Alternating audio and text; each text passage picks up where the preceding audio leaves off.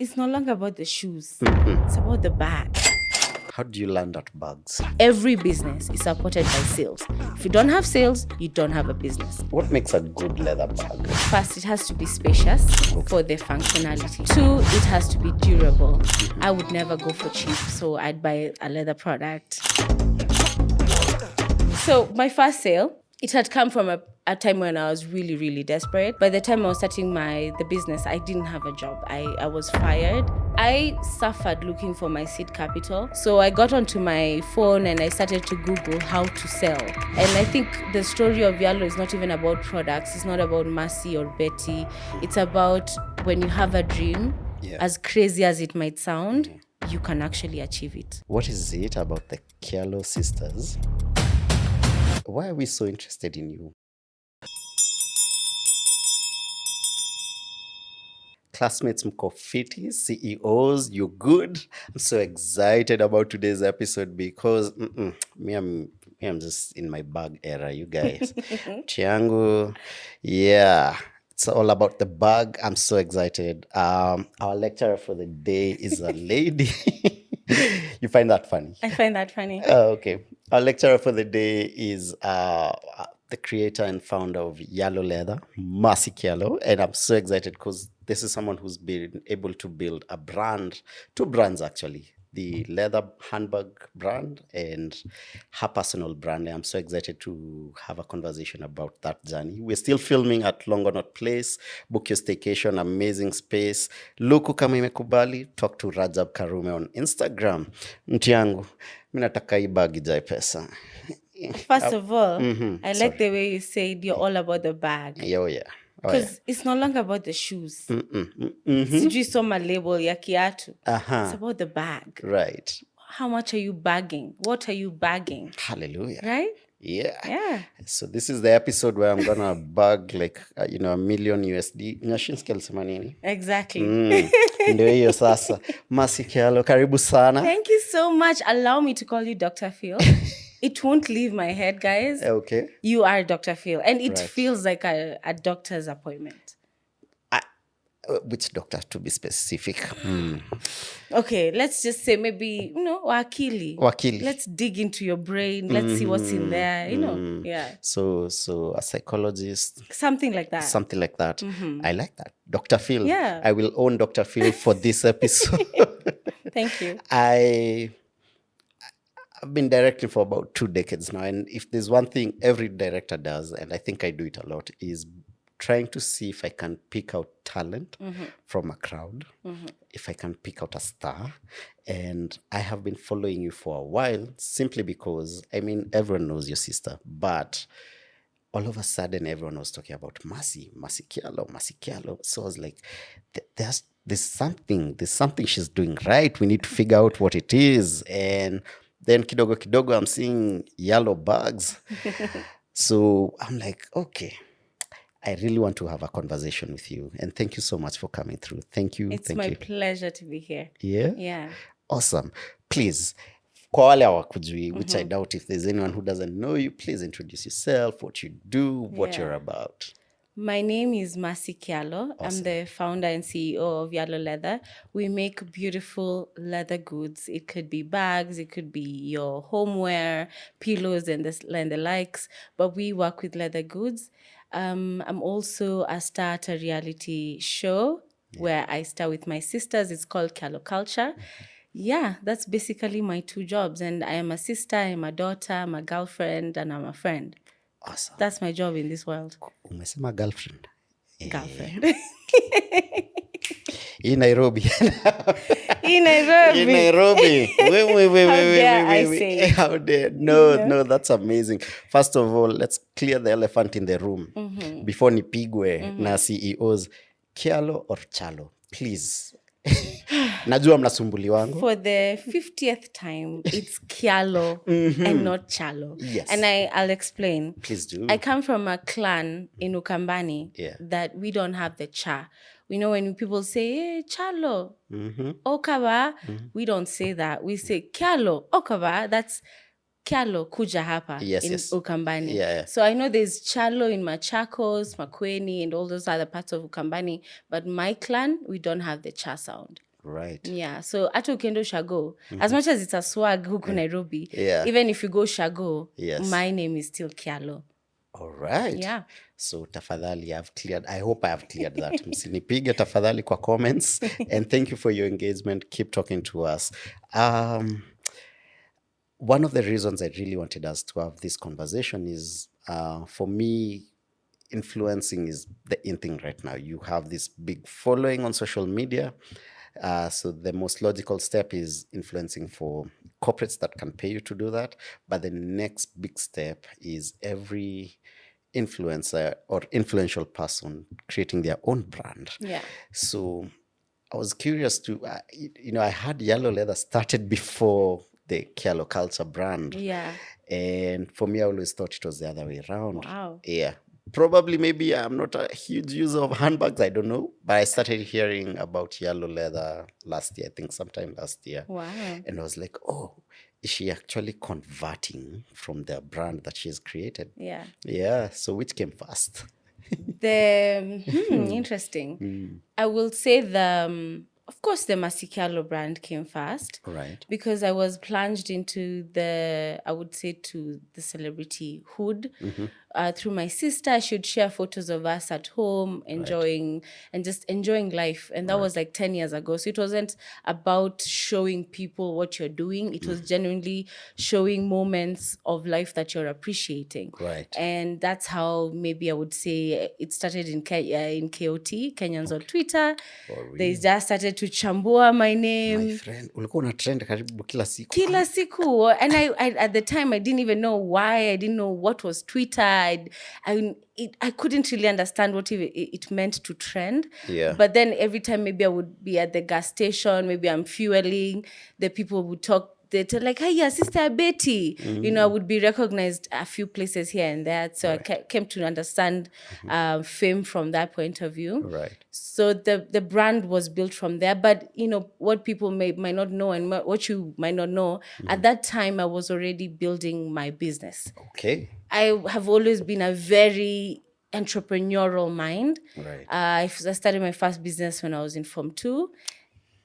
Ulikuwa wale wa shule wa kuuza biscuits? Lollipops. No. Lollipops. Manze, let me tell you how hard it is to carry lollipops the whole time na ukuli. Inahitaji discipline. Discipline ingine ngumu. Right. But then majorly I was doing, I started to do broccoli. Broccoli, the fancy cabbage. Wait, in cauliflower. School? No, at home. At home. In Ronga. I know. Yeah. So my mom gave me hiyo shamba iko hapo kwake hapo mbele, and I wanted to be in agriculture. At the time, I was hearing many people are doing so well in agriculture, and I wanted to be part of that cohort. So I started with agriculture, and I started with that small farm with broccoli, but it didn't go anywhere. Right. After let's say 3 months, tulikula a lot of broccoli nyumbani, I'm telling you. Everyone hated me, Hey, please don't get high on your own supply. We had to. When the market rejects your product, there's nowhere else it'll go. It just went home and we ate it, but it was a learning opportunity. And for the first time I had touched money, and just something buzzed inside me. I felt like, I was at home. Is this something you grew up seeing at home? Your parents, are they entrepreneurial? Because where do you get that? At 16, why are you going so hard? Well, my parents were not entrepreneurial. They were civil servants, both of them. Okay. My dad was in the army. My mom was she was a civil servant. Right. So at the time, no one had known about entrepreneurship in our homestead. But I would say the situation at home, I grew up in a fairly, I don't like to say poor, but I'll say fairly poor, homestead. Right. Where there's sometimes where we didn't really have a great meal to eat at night. And so I always wondered, is there better? And the schools I went to, fortunately, I met people who are quote unquote rich or doing well. And I would spend some time with their parents and weekends at their homes. And I just noticed that other people live such a great life. Yeah.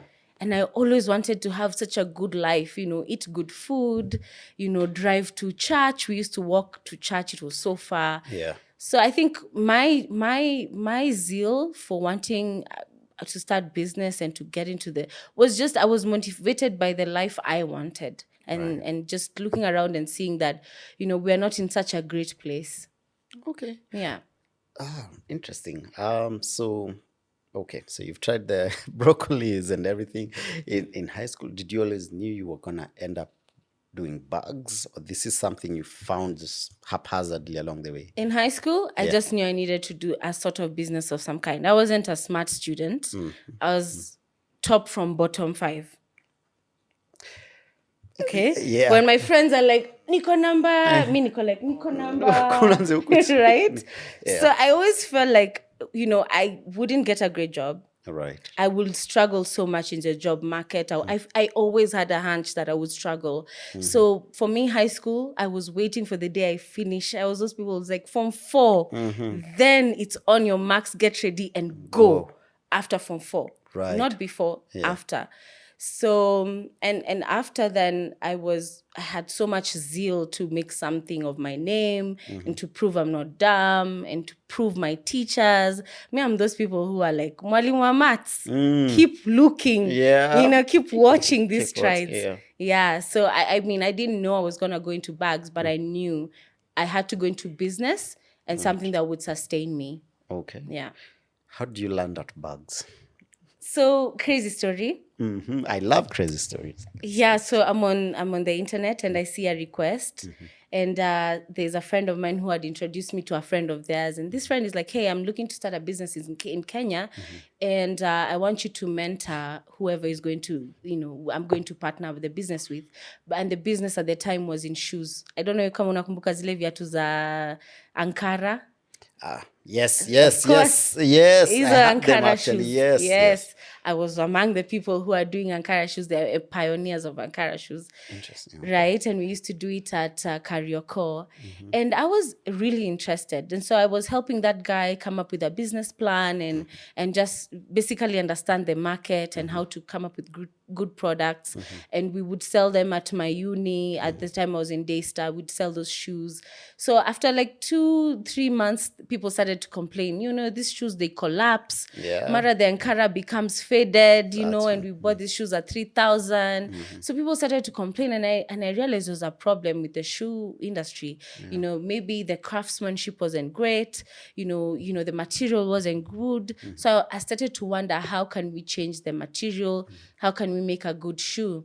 And I remember the time in Karioko, one of the fundis told me, you know what, I'm going to send you to Thika, where you're going to go look for leather, because leather is the material for shoes. Shoes, yeah. When I went to Thika, I just found some guys making bags, and they were making high quality bags and beautiful bags. So immediately I knew that maybe the industry for shoes wasn't ready, but the industry for bags was ready. Right. The leather material was there. It was high quality. The craftsmen were there. Kenya has very good craftsmen. People, ancestrally, like Kambas and Luos ancestrally are gifted when it comes to craftsmanship. So I started to just take advantage of the fundis that I have, and we made my first collection. Oof. So what makes a good leather bag? Wow, Dr. Phil. What makes a good leather bag? First, it has to be spacious for the functionality. Yeah. So, for example, what you're holding is my very old makeup bag. Okay. And this makeup bag first has to be spacious enough to fit the things that it needs to. My foundation, my, my powders and everything. Right. What makes a good leather bag? 1, it has to be spacious enough for the function. 2, it has to be durable. Right. The whole reason anyone will buy a leather product is because it will outlast will outlast some time. Yeah. We can both go into the market and we both buy cute bags. Maybe you buy one at your convenience, maybe half the price. I would never go for cheap, so I'd buy a leather product. Hey, but why say? I'm sorry. Yeah, it's okay. It comes with a name.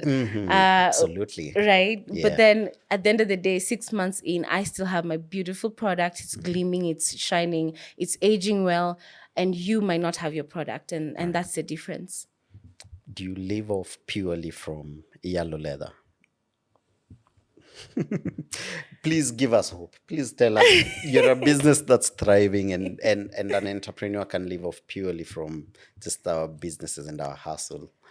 I like that you're asking that I give you hope Yeah. because we know how hard that is. Yeah. You know, at this day and age, I won't lie, it is hard to live off one specific thing. Yeah.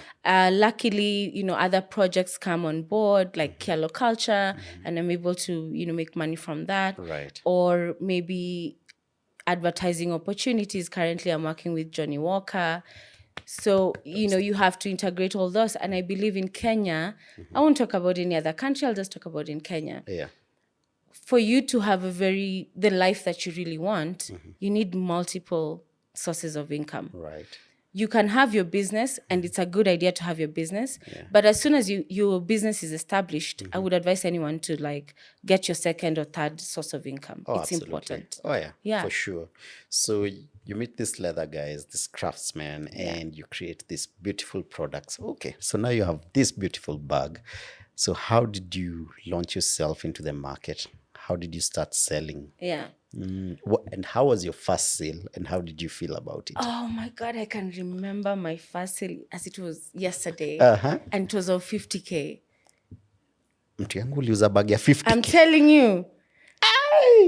Once you decide, you know, when they say that once you decide, the universe will just support you somehow. Sorry, my DOP at the back there is anaitwa 44. I mean, bag ya 50,000. Bag ya 44K. 44. Ilikuwa ya 50K. 44. Yeah, anaitwa 44. Ilikuwa 44, ilikuwa 50. The Kikuyu in him haiamini bana. 50,000. Ndugu hajainunulia madam bag ya 50,000 hawezi. The Kikuyu in him imekata. Yeah. Let me tell you, I've seen very many nice Kikuyus who bought really expensive bags. Hii maneno ya kujificha nyuma ya karanja Mwangi na sijui nani. Na. Watu wa Kikuyu wananunua very expensive bags. Oh, of course. I'm here to say it. Oh, yeah, mena besha man. Kwena besha. Yes. So my first sale, it had come from a time when I was really, really desperate. Yeah. I don't know if you know, but I've previously said in interviews that I lost my job. I was fired. By the time I was starting the business, I didn't have a job. Right. So I remember it was like the second month of not having a job and not knowing what to do. And my partner at the time was leaving for work, and he told me, hey, what movies do you want me to bring for you today? Because I had just been watching movies in bed the whole day. I was depressed. I was sad. Yeah. And that clicked. Something felt really wrong. I was like, wait, I'm wasting so much talent. I'm sitting here. I mean, I know I want to get into business. Why am I scared? Why am I just binge watching another series and another series, you know? So I got onto my phone and I started to Google how to sell. And this specific guy came on. He's called Patrick Bedevid. He has a YouTube channel called Valuetainment. I'll ask any entrepreneur, if you want to start or if you're in the journey and you want some encouragement or some guidance, Valuetainment is a great page. Right. So Valuetainment, this guy started talking about how to make your first sale. And he was saying every business is supported by sales. If you don't have sales, you don't have a business. That's true. Right? That's true. So if sales is the bloodline, then as an entrepreneur and as a CEO, you should be the first person to bring sales to your business. Yeah. No matter what. Yeah. But the problem sometimes when we start businesses and you call yourself a CEO, you imagine yourself as that guy who sits at the top of the building or there and you're calling the shots, corner office. But you can't be that in the beginning. Nope. Yeah. So he said, take your phone, call your people, call your relatives, call anyone you know and tell them your business and tell them you're selling this product. Right. And I took my phone and I went through everybody. Mtu alikuwa amenikatia. Hi, how are you? Let's go for coffee. Hi, how are you? I'm now available. You know, I went and I was like, hi, I am making bags now. I'm making bags. And for sure, at the end of the day, I did have leads. Wow. Right? Yeah. And that was a breakthrough for me because it went from me watching movies all day and being so depressed to at least having 2 or 3 leads. Yeah. And I remember one of the leads was a lawyer of a very good friend of mine, a prominent lawyer. And I told him, now I'm doing leather bags and they're briefcases for the office and, you can take them to the courtroom and blah. And he said, come to my office. I went there. the only Ferrari that I had in my pocket. Ule umebaki na the last amount. I go to this office and he tells me, make this bag for me, nini, and here's your deposit, 50K. Because they were 2 lawyers and, they needed both lawyers to have the same bag in the same office. Oof. Manze, the deposit was more than my previous salo. Yeah. I was crazy, finally. What was the first thing you did with the money? I went and bought some lunch, man. Ushaisikia ile njaa hadi huku unafanya? Yeah. You're thirsty, you're hungry. Right. From that meeting, manze, I just went and sat somewhere and ate and ate and ate. It was almost like hata sijui. I had come back to life. Yeah. That was my first sale. There's something you mentioned in passing, and because we talk about everything here, you were in a depressed state until you decided to move to actually do something. Yeah. It's just something I came across somewhere, and they were saying there's more depression now, of course, before than there was 100, 200, 300 years ago. Yeah. And they were just saying it boils down to one simple thing. We are moving less, like the physicality of, zamani mtu yangu una time ya kuwa depressed, utakuliwa na haina hapo kwa forest. Unajua? Move, keep on moving. Food yako imeibiwa sijui na the next guy. Keep on moving, ama utalala njaa. And just, I don't know, do you feel that's something we need to address more? Because I feel people will be in their house the entire day watching movies or on the screen. Yeah. And just the act of just getting up and moving. Yeah. Yeah. Let me tell you, Phil, I totally agree. Like, sometimes I'm at home, I'm broke. Yeah. Yani says, you have so many thoughts. But the minute I holler at my friend, I'm like, Linda, so you come through, we do something. Ama she calls me and she's like, hey, Masi, sitoke kwa nyumba, we go do some pictures, do nothing. Right. Something will come through. Yeah. Either wherever we'll go, we'll meet someone important, we'll meet our next client, or, we will hear something that will change our mind. Right. I think what you said is true. We are moving beings. Even our own earth is moving. It's not stagnant. Right. So the minute you are in motion, everything else sets in motion. Yeah. So I believe movement is really part of the cure of depression. And most times that you feel depressed, unapatanga you're cut off from your family, you're cut off from your friends. True. You are cut off from reality. You don't know what day it is. Yeah. Most of the time in that depressive state, you're cut off from the world. Yeah. And from my experience as human beings, we are meant to be social beings. Oh, yes. And in the Bible, not to remove everybody else, but in the Bible it says, iron sharpens iron as a human will sharpen another. So it means that no one else is supposed to come help you other than someone else. Yeah. That's, wow. And you two are supposed to be very prepared to help the next person. True. Yeah. CEOs, maybe you don't have that strength. Things are not working out for you right now. But manze toka. I keep telling this to a lot of young men who reach out to me and they're like, bro, things are not working out. Manze, I'm depressed, I'm this. Mi sema kaa ni mwanaume, toka, tembea, enda jivanji ukae chini. Hata mwanamke. Yeah. Even for the ladies. Yeah. Toka nje. I think it's true. And I remember talking to a friend's group of ours. And these are people who make money. But sometimes pesa inapotea. Lakini kipotea, usikae kwa nyumba. Toka, enda utafute msee. Hata mkunywe kahawa ya 100. Mkunywe chai, muonge biz. Just come out. Right. Don't stay at home. Don't be depressed the whole day. Absolutely. Yeah. Amazing. Okay, so you've made your first sale and you're like, okay, this thing is taking off. We're into business. So how do you start now making other sales? What's your marketing strategy? What's your go-to market strategy? And how has that scaled over time? So in the beginning, I was basically using the money I had in my savings. I create a bag and I get a client to pay and etc. But I had initially, before even I lost my job, I was looking for investors. So good thing, after like 6 months of just selling my bags from the boot and delivering from the boot of my car, my investor came through with money. All right. And it's a testament for me, because I'll always say it was because I was already in motion. I didn't wait for my investor. Sometimes someone promises you money and all you can do is wait for that money.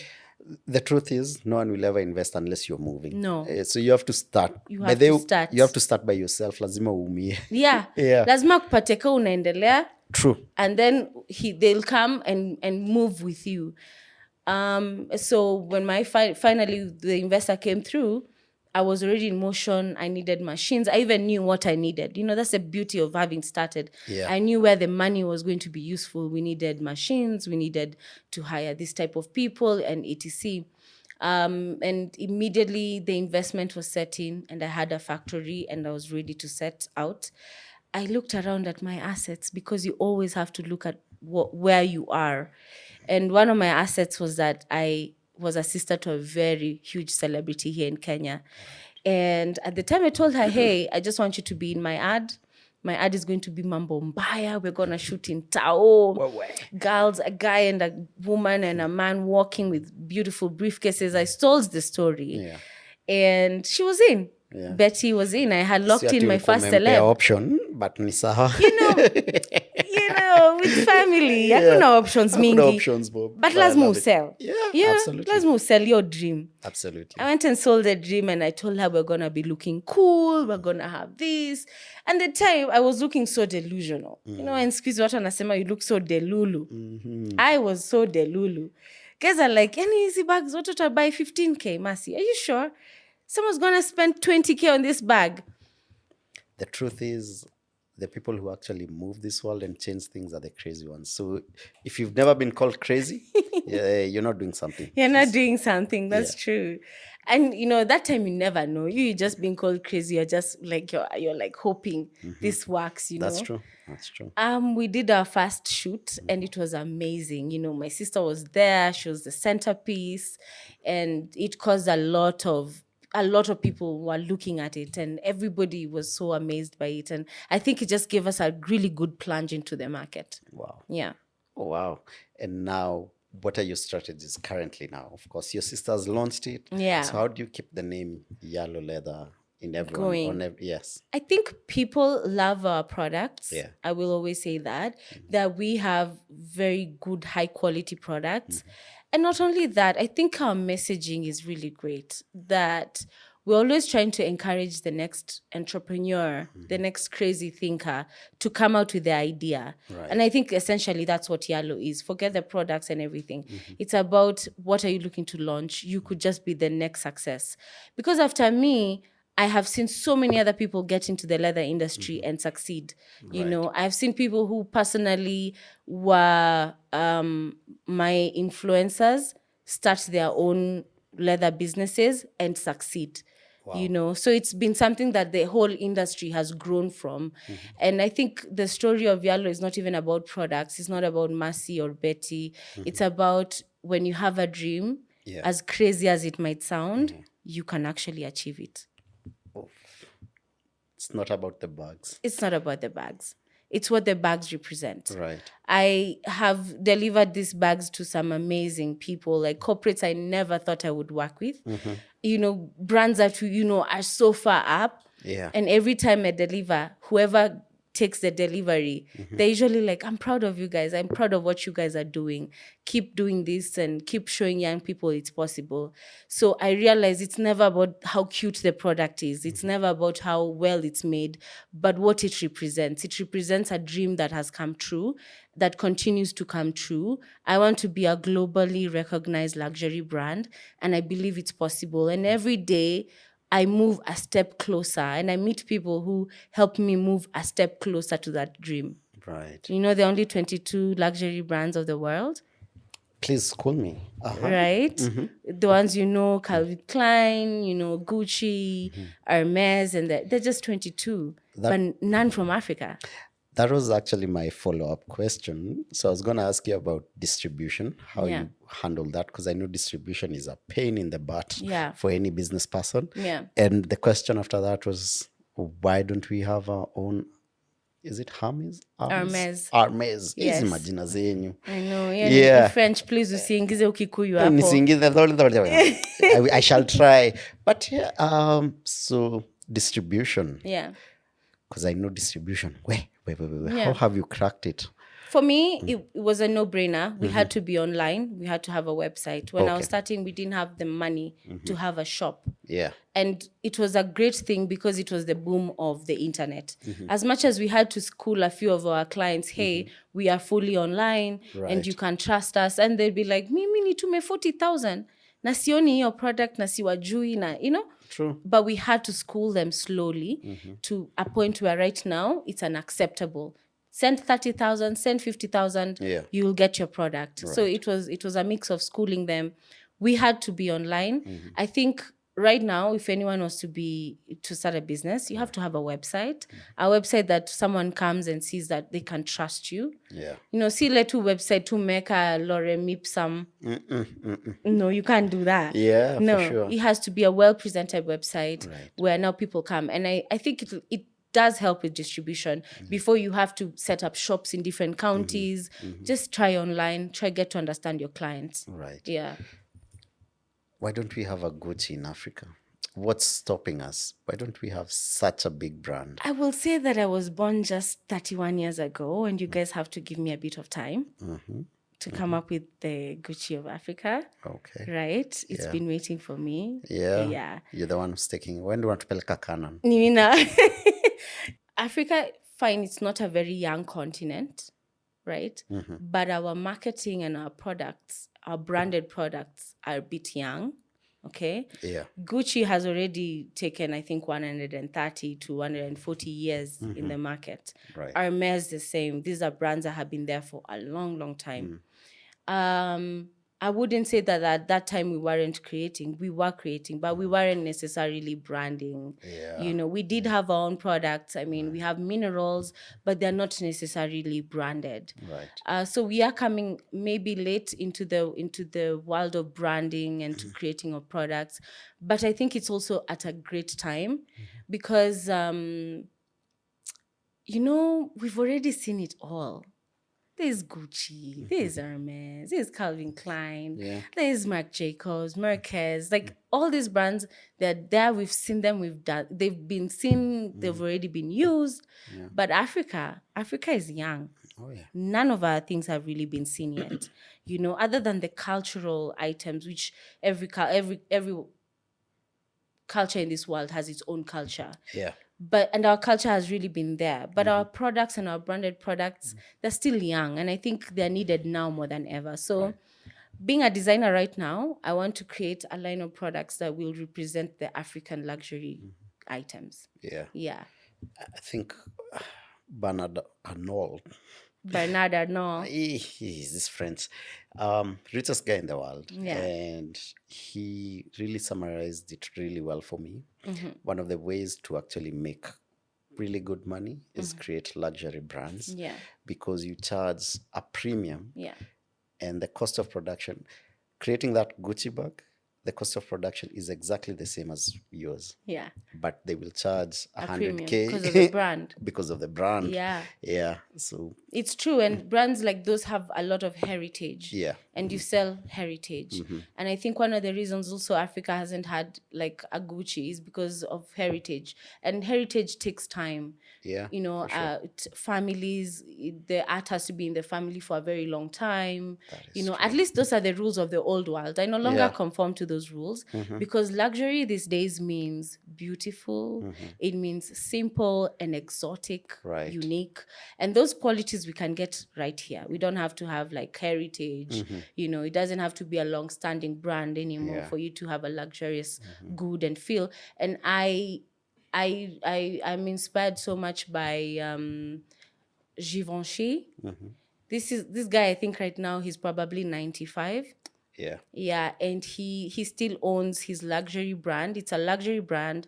Most luxury brands are people who owned them 200 years ago.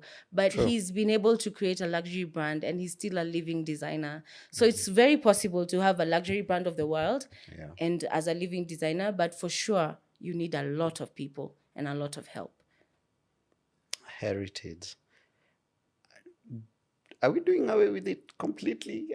I mean, it's still a strong because I wouldn't want us to lie to our CEOs that we will build brands like, all the brands we've mentioned, because I genuinely would hope that as Africans, we can start that culture of training family, keeping something in the family, building whatever you're building, Yallo, leather, after you leave this world, it shouldn't die. Yeah. And are we, the new crop of entrepreneurs, are we starting to build our families in that way? Yeah. I keep wondering. Phil, you should tell me you have kids. I mean, yeah. Do you think you're looking ahead and building an empire from now? Yeah. I do believe so. And I am trying to do that because honestly, you and I have had to start from scratch. Yeah. So I always hope that when my kids come up, they'll start from here. Yeah. And then maybe it will be easier for them to build that legacy brand. For sure. And that's what happened to China. Yeah. Right now, all the very rich Chinese kids and Chinese families are empire brands that started, let's say, 50 to 70 years ago. That's true. When a lot of manufacturing went to China, right? Those families that had those small home run businesses all of a sudden became industries that supported world brands. Yeah. And now they are wealthy Chinese families. Right. Yeah. And I believe at this time in Africa, we're in the same position where we are the founders of the families and we are looking at what's available and what are the opportunities right now to build. And that's why it's important for all the CEOs and all the people out there, if you're building right now, you're at that very great place because it means that you could own $100 bill business. Oof. It does mean that. Yeah. Because what has happened in China has already exploded. It has now the wealthy of the wealthiest. You can even get really expensive goods from China. Absolutely. So the world of manufacturing will turn to Africa. It's already turning to Africa. So any businesses that are built right now, we are building towards, having those empire state, businesses. Right. And that's where I want mine to be, for sure. I don't have kids yet, but wherever they are, wanasoma. Wakuwe wanasoma. Just a conspiracy theory I had somewhere. Yeah. Tell me if it's true or not. I hear that for the longest time, it was a pact between manufacturers of bags and the people who design and manufacture ladies' clothing not to have pockets in ladies' wear. Oh my goodness. So that the bags are useful. Come on. Absolutely. What? Yeah. How didn't anyone let me in on this a long time ago? I wanted to find out kama wewe ni one of those people talking to designers, msiake ladies mifuko kwa nguo zao. Oh my gosh. No, I'm not one of them, but it makes so much sense. I have my friend JB who does Home 254. Yeah. I should just tell him, ile collection tutafanya pamoja, zisikuwe na mikono. Please ask him to come over. Yeah, I think he'd be a great person for this. Yeah, absolutely. Please come over. JB, he inspires me. We keep exchanging notes because we started business at the same time. Yeah. And it just helps to know other people are thinking what you're thinking. Right. Yeah. So, but to that point, I don't think it's true. But yeah. Well, bags are useful. Forget even if you have 2 pockets. Utabeba api laptop. Good point. Good point. Yeah, but it's just a conspiracy theory so somewhere. Anyway, interesting. Where's our government missing the mark? I always, if there's something I've realized is in Africa, business and government, business and politics, business and separate. I think they intertwine. Oil and water. Because, well, I don't think they're separate. Honestly, I think for you to thrive, for you to get to the level of Safaricom, you just have to work with government. You do. For you to build a business that's worth $1 billion, $100 billion, you have to work with government. And so But why do they have to wait for you to get to that level to support you? And the problem, even before you ask, the problem is there. Because at the grassroots, we get people who are experiencing problems that they want to solve. Right. That's entrepreneurs. Entrepreneurs, they meet a problem and they think of a business idea to solve that problem. And they usually are at the grassroots level. So if you don't support the people at the grassroots level with grants, loans, financial education, business training, just that type of capacity building, and then you expect to meet me when I'm making 100 million, we'll never ever. First, you'll only meet 7 of us because there 100 of us will fail before we get there. That's true. You know what I mean? Yeah.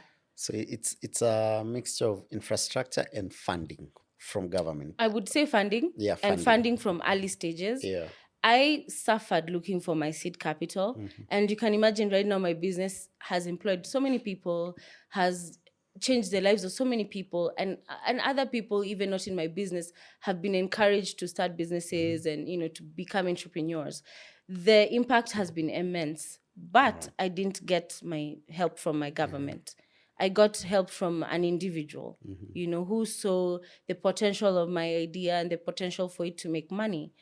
If I could have government intervention at the point where I have a good idea, or rather I have a great idea, I've implemented it, now I need just the next step. And the government shouldn't ask me for collateral, because when you go to the government asking for loan, do you have land worth 2 million? Do you have your car that you can give out? And there's sometimes you're an entrepreneur, you're barely making ends meet. True. You just have your idea. You don't have anywhere else to go. You'd go to your government to help your business grow, but they don't touch you until you're at a certain level.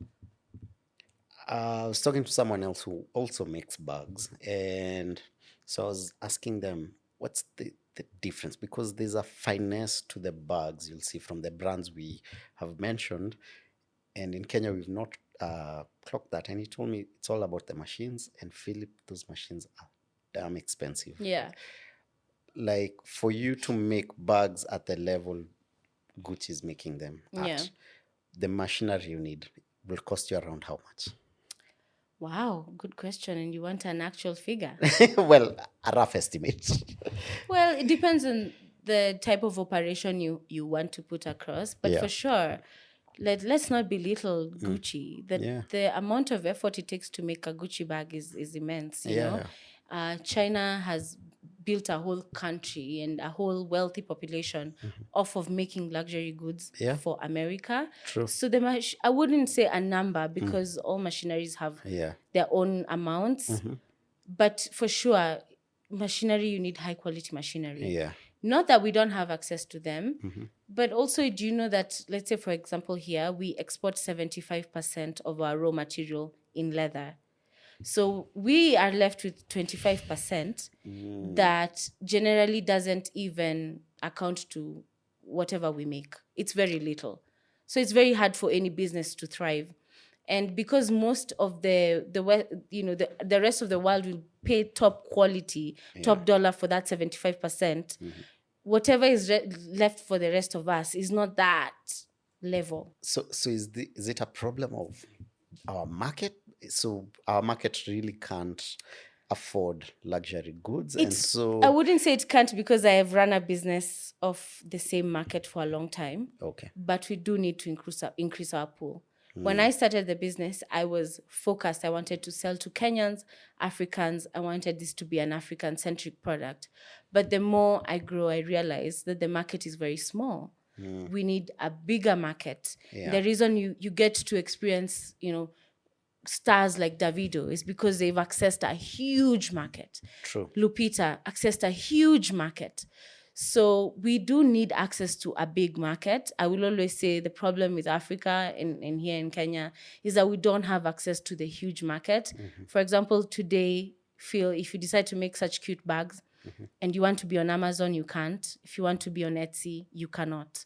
Etsy is the one platform for creators, for bags and all those handcrafts, but they don't take any people from Africa. For real? They don't. You can't open an Etsy shop from Africa. And it's very unfortunate, because when you enter the Etsy shop, the person that is in front of their advertising person is a black person. Looks very much Nigerian, looks like, we are supporting the cause, of African craftsmanship. But as an African, you simply cannot register on Etsy. And that gives you access to a huge market. So let's say today here, you know how funny we are. Because in comedy, you know how many. We are very funny human beings. We're very, very talented people. But our talent just has a glass ceiling. That's true.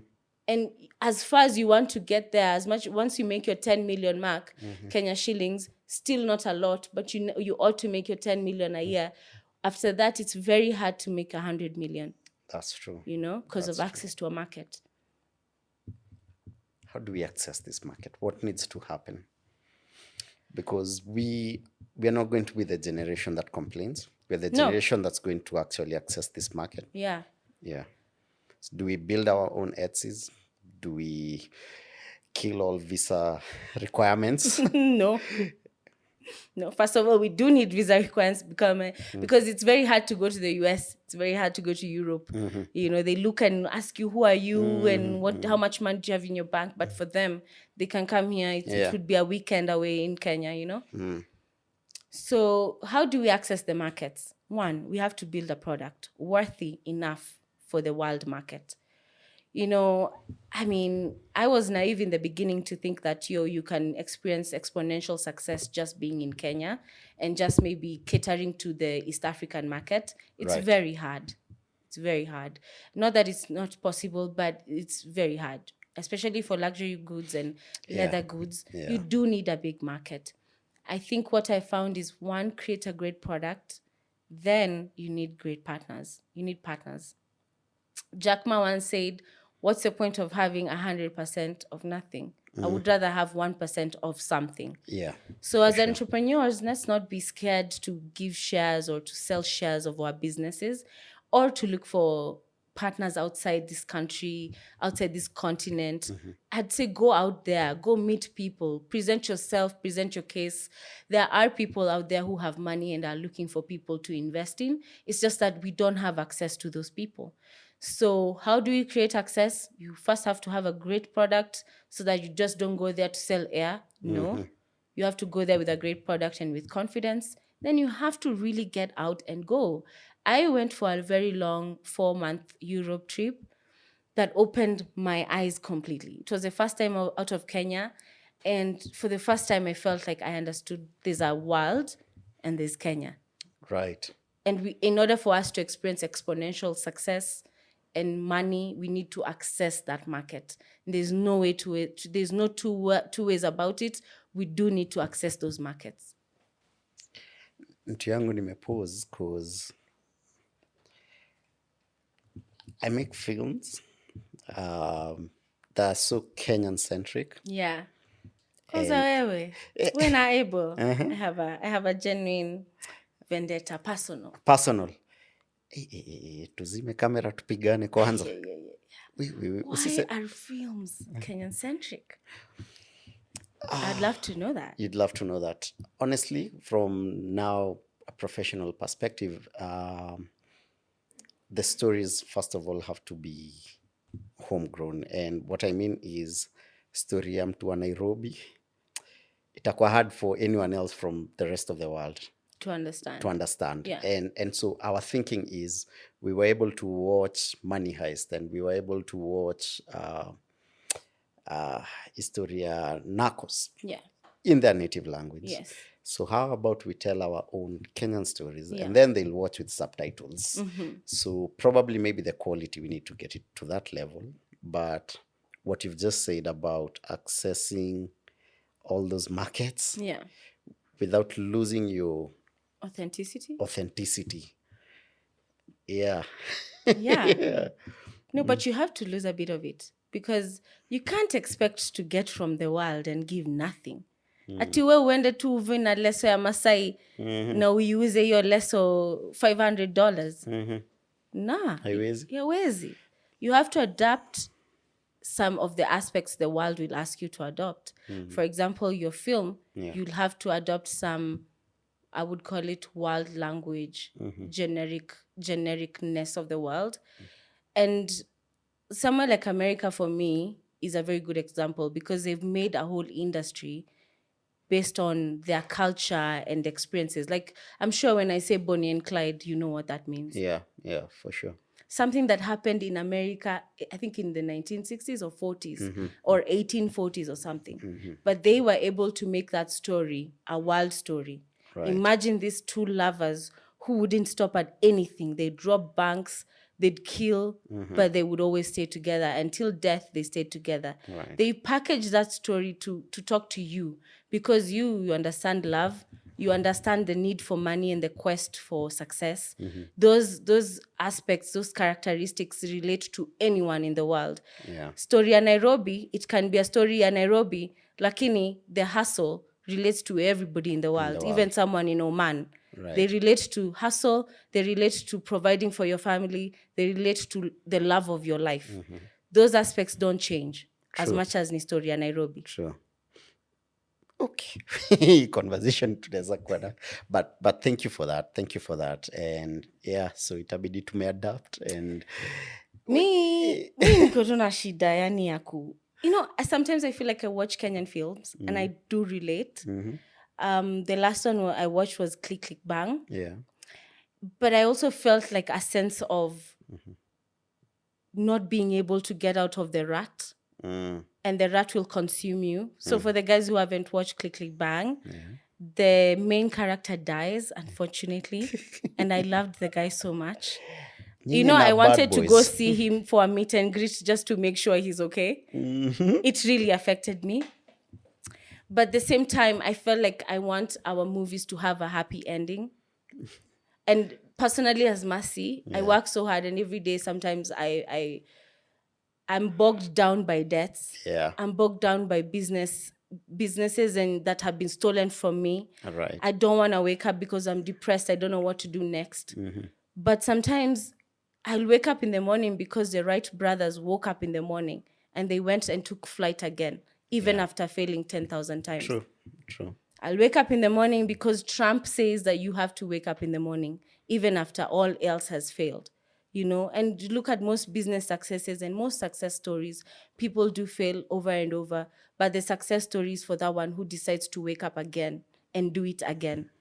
So I feel like our films, now that I'm talking to you, director, it's okay. I want it to reflect a happy ending, right? Because it gives me hope that no matter what, there's always a light at the end of the tunnel. Okay. One, will need to expand your portfolio of Kenyan films that you've watched. Yes. I mean, for every film, there's always, there only ever two endings, a happy ending or a sad one. So you happen to land on the sad one, but there are films that end on a happy ending. True. But maybe those ones were bigger, maybe. I don't know. Maybe. But what I can tell you is the film industry, just like leather, and the bags, Hollywood has been doing this for over 100 years. Yes. Kenya, honestly, our film industry, to be very honest, maybe hata tujamaliza 20 years. Yeah. Because I think we started thriving kidogo after Kibaki. That's true. Before that, it was, you cannot speak for anyone. Exactly. And anything. So yes, what I've realized, because I've talked to a lot of individuals across the world about film. Yeah. It's just a matter of time. Where we are at right now is where Hollywood was at 10, 20, 30 years ago. Nollywood, sorry. Okay. It's it's where Hollywood was 100 years ago. Yeah. So it's just a matter of time. Yeah. So to party time, we will tick all the boxes, Mercy. sorry to just be pressured, but let me ask you, now that it will take time, yet we coexist in the same time where this same market we are able to watch Bollywood movies, Nollywood movies, Hollywood movies, and comprehend. Yeah. Yet maybe our industry is taking a bit more time. Right.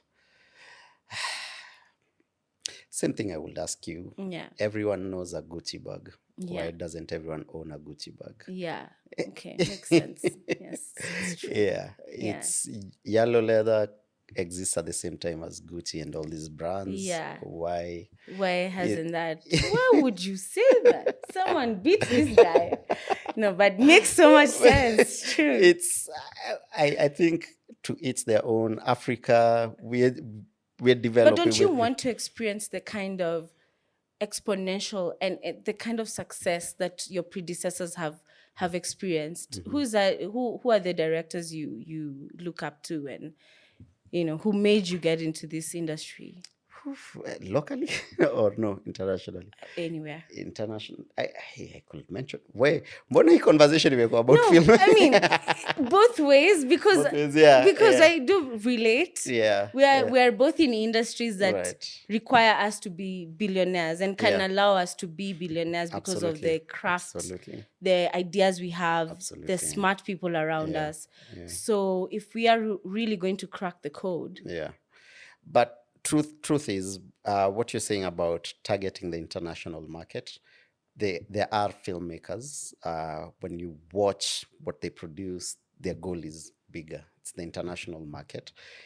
For us specifically at Feel It, we started the other way around. We felt like we want to be celebrated out there before even film is a thing here. So our goal, and that's why our films are very Kenyan centric, is first, I honestly believe the brand has to be big here it first does. before we are celebrated out there. That's true. Yeah. And as much as Click Click Bang is on Netflix, Netflix was never our primary target when we started. We were to sell it locally. First of all, just grow the film culture in Kenya. Yeah. And then eventually, I feel once our numbers locally, when we get to a point where if you drop a film, you have 5 million Kenyans going to the cinemas. Yeah. Now, pole pole, now we'll start targeting bigger markets. 5 million. That's the goal. Wow. That's the goal. Out of 15, kidogo. Out of 15. Out of 50 million 50. Kenyans, 5 million to. Wow, It's a big order. It's a Yeah. tall order, but yeah, we No, keep but pushing. I think it's very possible. Yeah, yes, it Yeah. is. Let's talk about you being a reality star. Wow. Yes. So first of all, what is it about the Kyallo sisters? Why are we so interested in you? What makes you so famous? What makes you so interesting? Right? Yeah, because there are so many families. I've always wondered the same for the Kardashians, and I'm sure you guys get compared a lot. Juzi tulikuwa tunaitwa Kardashians. Nobody laughed, really? But yeah, we're the Kardashians of Kenya, so. I love it. I love it. What do you think made you guys a household name? Interesting question. I think we also ask ourselves that every time we get a deal that's coming to us. I think the market was interested to see something more than someone just selling a product. Right. And I think I would say that our country and most of the world is very centered, is very family values centric. Does that make sense? Yeah. Yeah. It does. They really family values are really valued, I think. And just us being a family, and we have gone through problems publicly. Yeah. Sometimes I've had to defend my sister when people are like raiding on her online. First of all, your sister, I think, is the strongest person I know in this country. Way. Sidhani kuna mtu KOT I have never understood why, but anyway. We can never understood as well. But there's some sort of love and hate. They come together. True. That's it's like true. the fanaticism of love comes through the fanaticism of hate. That is so true. Right? Yeah. And I think us trying to protect her from that, because everyone is a human being, and, and all these things affect people. Absolutely. And us having to run to her and protect her and help her and go through the emotions together with her being a public figure, I think it just got everybody wondering, what's the role of your family? As you see Mercy and Betty and Gloria cry together, defend one another in public, who would defend me? Or you start to remember, I know my sister would defend me. I get a lot of those messages, especially like the times when I had to go on to line and defend my sister. I would get a lot of letters, long letters from people, and they'd say, hey, I think that's very courageous of you.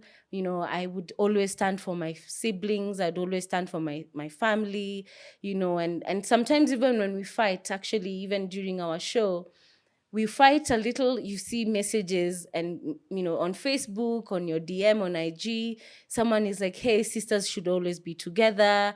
I forgave my brother for doing this. So people relate to us as a family. And I think it's always great to, in any society, to look at any family and see, hey, this is how families are now, maybe a depiction of a normal family. Right. And we really don't hide. We fight when it's necessary and when it's, How has that changed your life? For your sister, she chose the life to be on screen, so she knew what she was getting herself into. For you, as you said, you just found yourself there. Found myself there. Yeah, how has that impacted your life? The fame and just people really wanting to be in your business. Yeah. Especially because you get to show the world your personal family life. Yeah. The way you're doing this, Yeah. it's very close to you. It's like the most the one thing that makes you so vulnerable. Absolutely. In boardrooms, you don't want to meet me on my opposing side in a boardroom. I will eat you alive. I will tear you apart and eat you alive with points. Yeah. And I'll make sure I get what is deserving of me. All right. But when you bring my family into it, and all of a sudden I'm almost mushy, I can't think straight. Yeah. This makes me vulnerable. So it's been a very tough thing to share my most vulnerable moments with my family members.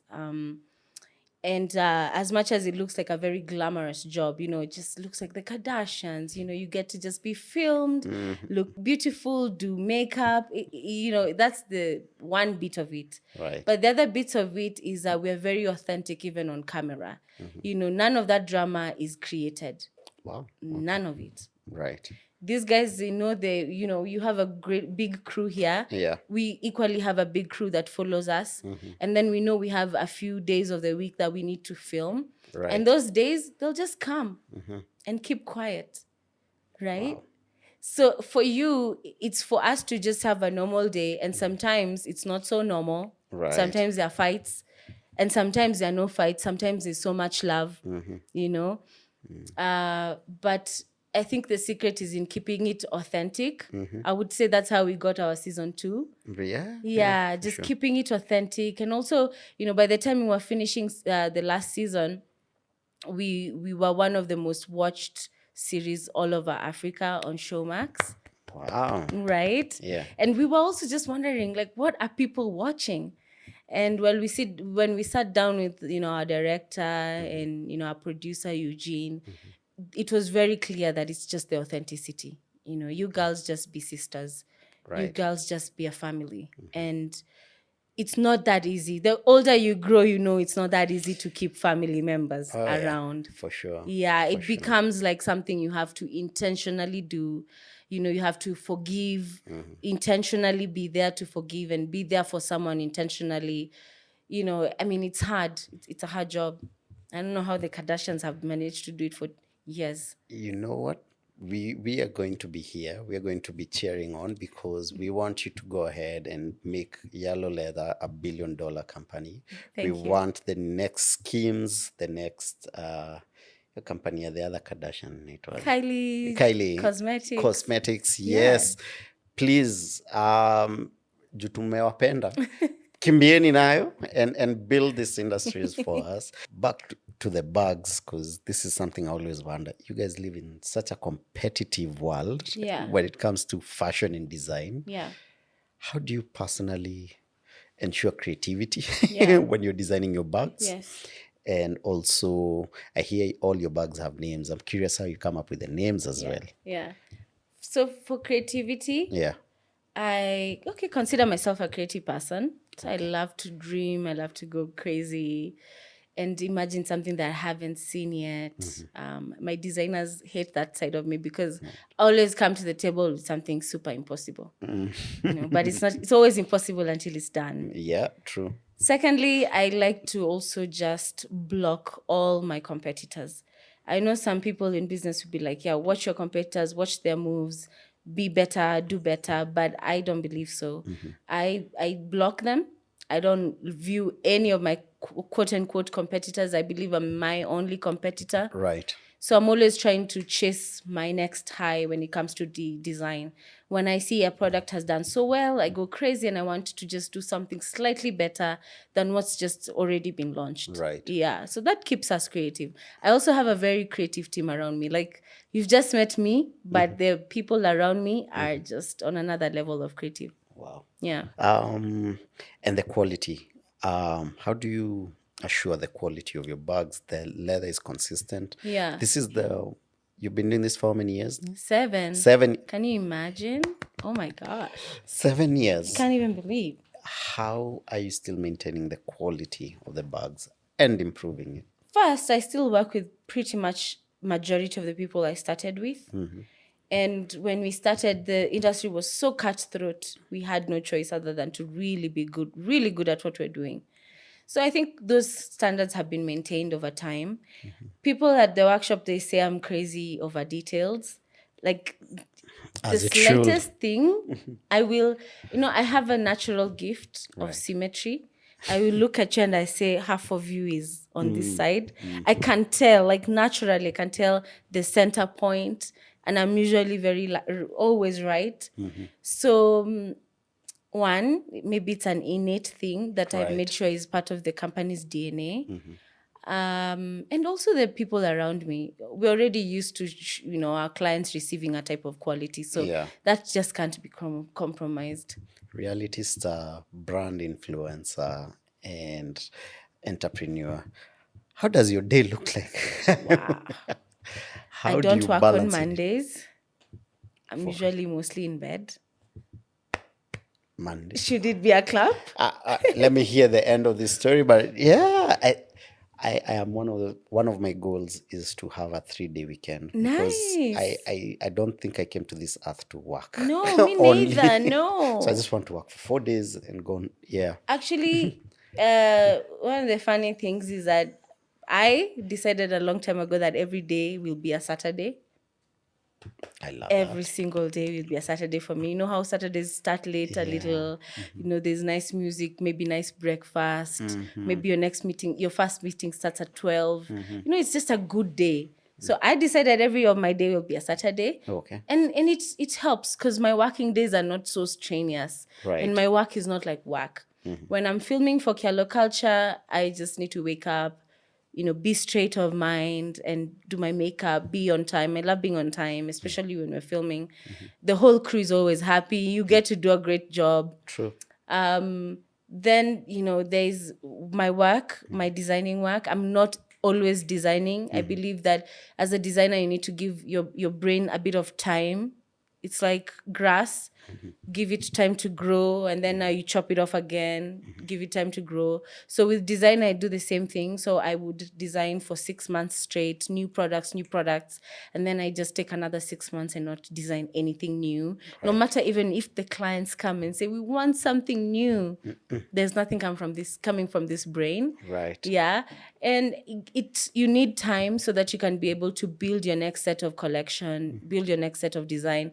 And I think it's pretty much the same in any business. When you keep creating constantly, most of your designs will look the same. That's true. You won't even have anything new to give your market. So, yeah, believe that time. Okay. Yeah. What's your stranger than fiction story? Something crazy that happened in your life once and it's the reason maybe you're here and ni story ukiambia watu watasema hizo ni story za jaba but it happened unajua. Yangu, Yeah. It's not the reason I'm here, but Yeah. nimewahi shikwa na flying squad. Hey. Hey. Maybe it's the reason I'm here. I survived. You survived. You're still alive. I'm still alive. Crazy thing, somebody sent me some money. And kumbe they were at large. They were being looked for. They were wanted. Okay. And they sent me the money so innocently. It was for something super innocent. Right. And the flying squad got to know where that money was going. And they came for me. Jesus. And I'm telling you, for 24 hours, I did not leave that car until I made some answers. I gave some answers. That's the craziest story of my life. 24 hours. I was in an investigation room. Nimeulizwa maswali. Where are they? And these flying school guys, Yeah. they change their temperaments. Oh, yes. Mara, same guy, he's doing good cop, bad cop. Not in the movies that there's a good cop and same guy. By the usiwahi taka kugriliwa. Usiwahi taka kuingia kwa hizo investigation. Oh. What? I didn't know anything, but nilitoka ka nimepeana all the information. And I didn't know nothing. It's a strange story for me. Yeah, it is. Man, that's for crazy. The first time I had to stand up for myself in a very crazy way. And I got to experience something that was off a movie, yeah. And I swear my life has so many of those amazing out of this world experiences. Yeah. People I've met, situations I've been on, right. Like I never imagined, I've met some very wealthy people that I never imagined. One story I'll say is the reason I'm here is because pretty early on in my years, I met a very wealthy person, a very wealthy family, I would say. Yeah. And I was so amazed. These guys, everybody had their own car. They would eat a buffet for breakfast, lunch, and dinner. And kwetu manze ilikuwa malenge na chai. At the time, we had gone through a lot of struggle. Right. And I really didn't see life in any other way. But when I met these people, like I was amazed at the abundance on their table, right. Their happiness, the smiles on their faces. We are really programmed, especially when you're poor, you're programmed to hate rich people. That's true. At that time, I had no choice. They were good to me. They were great people. They were having a good time. And they had so much money.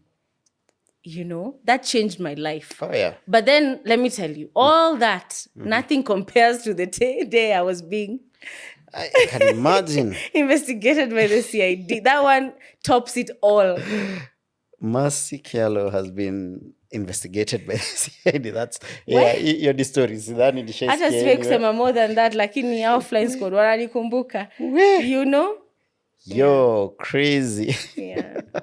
Oh, man. What's your mantra? What's that line that gets you up every day and keeps you going? It's not one, but there's one that I always like to remember. I hate regrets. I don't live with regrets. I like to always live with a clear conscience. So my mantra for that is, if you know better, you do better. Right. So most of the time when you make a mistake, you really didn't know better. Yeah. And in future, when you have the information, you'll make a better decision. Absolutely. So I hate to live in regrets, and I hate to meet people who talk about their regretful times in their lives. Because look, if you knew better, you do better. That's true. So I like to believe that every minute of my life, I'm here because this is the best I know. Right? And if next week I know better, I will do better. And that keeps going. I am a young person who wants to do what you do, which is create designer bags. I'm starting out today. Yeah. What should I do? You better sell.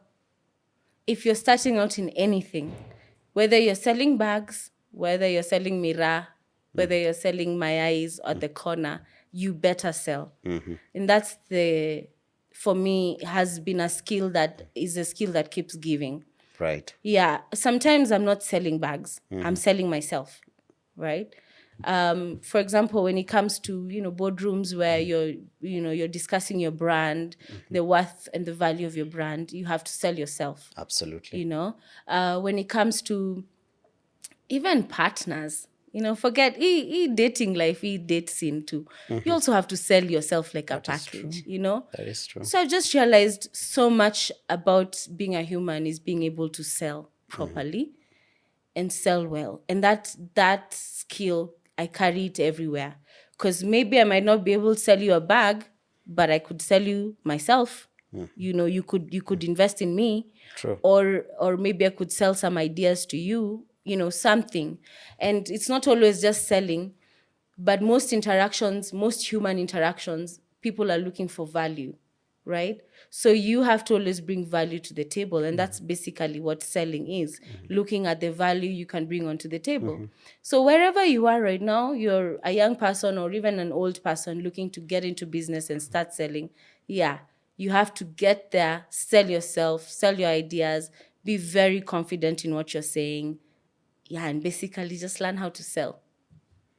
Learn how to sell. I think it's business 101. If you want to survive in business, you have to learn how to sell. Or even in life. In life, generally. Yeah. Thank you so much. This was amazing. Thank you, Dr. Phil. Acha niendelee kuitwa Dr. Phil. Your But then grand Dr. Phil used to wear pull necks like this. You know what I mean? You're the embodiment. Naenda mbali. Unaenda mbali. Mwalimu wa maths. Huku ni wapi? Huku ni wapi? Man, thank you. This was amazing. This is so amazing. Got to learn so much about bags in general and just the fashion industry. And yeah, I think I was right. I saw the star. I saw it. Yes. Yeah, oh yes, my I goodness. did. I think it's an amazing place to end the conversation. We're still filming at Longonot Place. Come book your staycation with them. Amazing space. Luku kama imekubali. Check out Rajab Karume on Instagram. He's doing an amazing job. Mwambie unataka kukaa CEO on a budget and he'll give you good discounts from field director. Amazing. Tuonane next class. Thank you. Oh my God, that was so amazing. Oh, wow.